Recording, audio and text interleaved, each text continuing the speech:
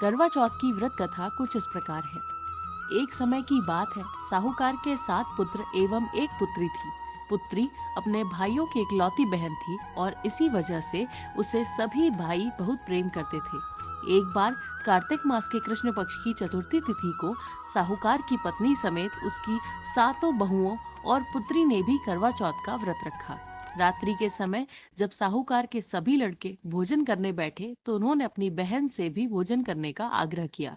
इस बात पर बहन ने कहा कि भैया, आज करवा चौथ का व्रत है, उसने भी रखा है और चंद्रमा के दर्शन के पश्चात ही वह कुछ खा सकती है।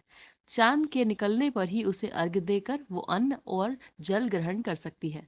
साहूकार के बेटे अपनी बहन से बहुत प्रेम करते थे। उन्हें अपनी बहन की भूख से व्याकुल चेहरा देख बेहद दुख हुआ।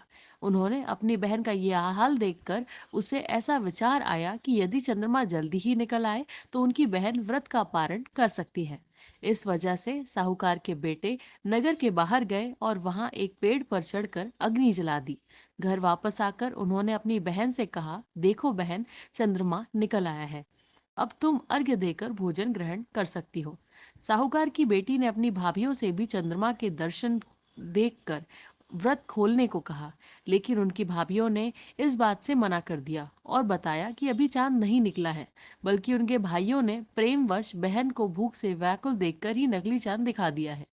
बहन ने भाइयों की बात को अनसुना कर दिया और अपने भाइयों की बात मानकर भाइयों द्वारा दिखाए गए नकली चांद को अर्घ्य देकर अन्न जल ग्रहण कर लिया। इस प्रकार बहन का करवा चौथ का व्रत भंग हो गया और उसकी वजह से श्री गणेश साहूकार की बेटी पर अप्रसन्न हो गए। गणेश जी की अप्रसन्नता के कारण उस लड़की का पति जल्दी ही बीमार हो गया और घर से बचा हुआ सारा धन उसकी बीमारी में व्यय हो गया।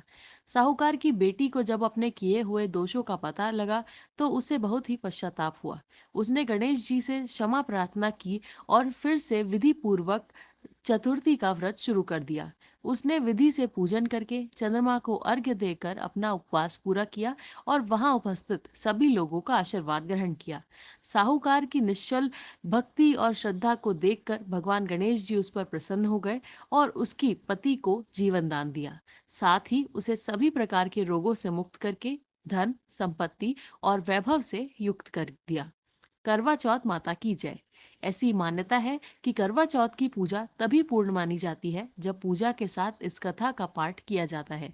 जो स्त्रियां करवा चौथ के दिन पूजन के साथ इस कथा का पाठ करती हैं और चंद्रमा को अर्घ्य देती हैं एवं करवा माता उनके पति को दीर्घायु देती हैं और साहूकार की बेटी की ही तरह उनके पति पर भी सदैव भगवान गणपति जी की कृपा बनी रहती है।